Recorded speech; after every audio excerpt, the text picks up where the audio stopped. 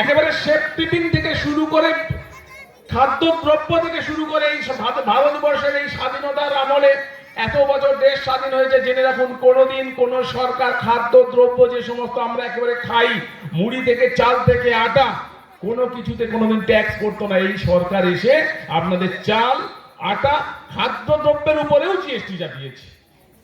এমনকি শ্মশানে যদি পোড়াতে যান, মানে ইলেকট্রিক চুল্লিতে যদি পোড়াতে যান, সেখানেও জিএসটি ধরা আছে।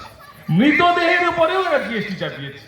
এইরকম একটা সরকার চলছে। তাহলে আপনাকে বুঝে নিতে হবে, আপনার ট্যাক্সের টাকায় যে সরকার চলছে, দুটো সরকার, কারো বাপের টাকা নয়। এদের নেতারা বড় বড় করে কথা বলে মমতা বন্দ্যোপাধ্যায়ের বাপের টাকা, কারো বাপের টাকা না, সব আমাদের টাকা, সবার টাকা। এখানে কেউ 2 টাকা ট্যাক্স দেন, কেউ 10 টাকা ট্যাক্স দেন, যারা চাকরি করে কেউ 1000 টাকা, কেউ 2000 টাকা ট্যাক্স দেন, আবার যারা বড় বড় ব্যবসাদার কেউ লক্ষ টাকা ট্যাক্স দেন, কেউ কোটি টাকা ট্যাক্স দেন। মনে রাখবেন, সরকারের টাকা জনসাধারণের ট্যাক্সের টাকা, কারো বাপের টাকা না। ওনারা গোলাবাজি করে বলতে পারেন বাপের টাকা মমতা ব্যানার্জির বাপের টাকা নয়, নরেন্দ্র মোদীরও আমরা ওই শিক্ষায় শিক্ষিত না, তাই বলতে পারলাম না।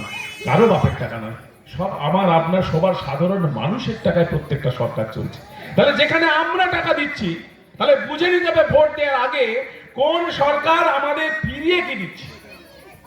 এই জিএসটি মানে গুড সেলস ট্যাক্স, এটা ইংরেজি কথা, বাংলায় বলে গুড সেলস ট্যাক্স। মানে যে সমস্ত দ্রব্য মূল্য জিনিসপত্র আমরা কিনি বা বিক্রি করি, তার উপর ট্যাক্স চাপানো হয়। সেই ট্যাক্স অনেকের ধারণা আছে, আমি যেহেতু পাকা বিল নিইনি দোকানে গিয়ে, তাহলে আমাকে ট্যাক্স দিতে হয় না। জেনে রাখুন, আপনি যে সেফটি বিলটা নিচ্ছেন তাতেও ট্যাক্স ধরা আছে। দেখবেন অনেকে যারা আছেন আরো পুরানো লোক, দেখবেন আগে লেখা থাকতো এই সরকার আসার আগে যে লোকাল ট্যাক্স এক্সট্রা, মানে যা দাম তার থেকে এক্সট্রা ট্যাক্স নেওয়া হয়।